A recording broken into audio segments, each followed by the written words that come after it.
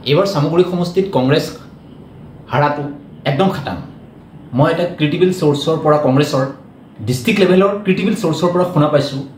যে এইবাৰ ৰকিবুল হুছেইন সাহাবৰ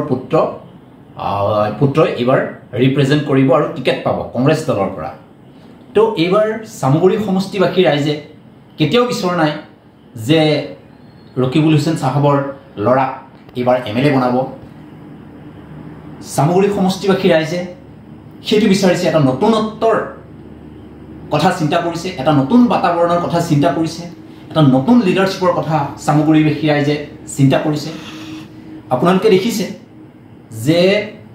ৰকিবুল হুছেইন সাহাবৰ দেউতা এই সমষ্টিৰ পৰাই এমএলএ হৈছিল ৰকিবুল হুছেইন সাহাব এই সমষ্টিৰ পৰা এমএলএ হৈছিল এতিয়া বিচাৰিছে তেখেতৰ লৰাক আকৌ এমএলএ বনাব সেইটো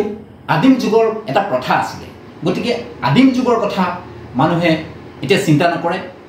এতিয়া মডাৰ্ন ডেমোক্ৰেটিক টাইম বুলি আমি ক'ব লাগিব গতিকে এই মডাৰ্ন ডেমোক্ৰেটিক টাইমত কোনো পৰ্যায় ৰকিবুল হুছেইনৰ লৰাক সামগ্ৰীবাসী ৰাইজে সমৰ্থন নকৰে আৰু এই যিকেইটা বছৰ গৈছে যেতিয়া বিজেপি গভৰ্ণমেণ্ট আহিছে বিজেপি গভৰ্ণমেণ্ট অহাৰ পিছৰ পৰা কোনো এটা ডেভেলপমেণ্টৰ কাম ৰকিবুল হুছেইন সাহাবে কৰিব পৰা নাই আপোনালোকে দেখিছে যে তেখেত দৌৰ মাৰি আমাৰ ধুবুৰী সমষ্টিত গৈছে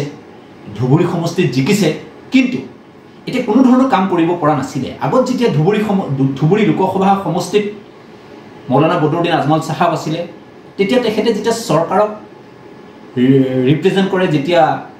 পিটিশন দিয়ে তেতিয়া চৰকাৰে লগে লগে পিটিশনখন এন্টাৰটেইন কৰি দিয়ে আৰু কামৰ ওপৰত গুৰুত্ব দিয়ে তেখেতৰ কথাখিনি কি তেখেতৰ ডিপজিশন কি সেইটোৰ ওপৰত চৰকাৰে গুৰুত্ব দিয়ে কিন্তু যেতিয়া ৰকিবুল হুছেইন সাহাব সামগ্ৰী সমষ্টিৰ এমএলএ হৈ আছিল তেতিয়াৰ পৰা তেখেতে কোনো ধৰণৰ পিটিশন লোকেল গভৰ্ণমেণ্টক দিয়া নাছিলে আমাৰ সামগ্ৰীবাসী ৰাইজৰ কল্যাণৰ কাৰণে তেখেতে জানে যে তেখেতৰ পিটিশনখন এন্টাৰটেইনই নকৰিব কথা শুনাটো দূৰৰ কথা পিটিশনখন এন্টাৰটেইনই একচেপ্টই নকৰিব সেই বুলি তেখেতে লামডিং আমাৰ সামগ্ৰী সমষ্টিবাসী ৰাইজৰ কল্যাণৰ কাৰণে কোনো দিনেই মাত মতা নাছিলে আৰু এটা কথা তেখেতে কেতিয়াও বিচৰা নাছিলে যে সামগ্ৰী সমষ্টিত এজন ভাল লিডাৰ হওক সামগ্ৰী সমষ্টিত তেখেতে কেতিয়াও বিচৰা নাছিলে যে সামগ্ৰী সমষ্টিৰ পৰা এজন ভাল লিডাৰ চেণ্ট্ৰেল লেভেলৰ ধৰক ডেভেলপমেণ্ট বোৰ্ডৰ কিমান ধৰণৰ বোৰ্ড আছে চেণ্ট্ৰেল লেভেলত এটা স্থান পাওক তেখেতে কোনো দিনেই বিচৰা নাছিলে যে অসম চৰকাৰক সামগ্ৰী সমষ্টিৰ পৰা এটলিষ্ট এটা মেম্বাৰ হৈ জিকক যেটো ডেভেলপমেণ্ট বোৰ্ড আছে প্ৰত্যেকটো ডিপাৰ্টমেণ্টত এটা ডেভেলপমেণ্ট বোৰ্ড আছে সেই ডেভেলপমেণ্ট বোৰ্ডৰ চেয়াৰমেনৰ ৰেংক এণ্ড ষ্টেটাছটো হৈছে আমাৰ কেবিনেট মিনিষ্টাৰৰ নিচিনা তো তেখেতে কেতিয়াও চেয়াৰমেনো বিচৰা নাছিলে দিয়া নাছিলে ইয়াৰ প্ৰিফাৰ কৰা নাছিলে আৰু কোনো এজন মেম্বাৰো তেখেতে ইয়াৰ পৰা আমাৰ সামগ্ৰী সমষ্টিৰ পৰা চইচ কৰা নাছিলে গতিকে এইবাৰ সামগ্ৰী সমষ্টিবাসী ৰাইজে এটা নতুনত্বৰ কথা চিন্তা কৰিছে নতুন লিডাৰশ্বিপৰ কথা চিন্তা কৰিছে আৰু ইয়াত নতুন এমএলএ হৈ নিৰ্বাচিত হ'ব আপোনালোকে চাব এইটো খাটাং একদম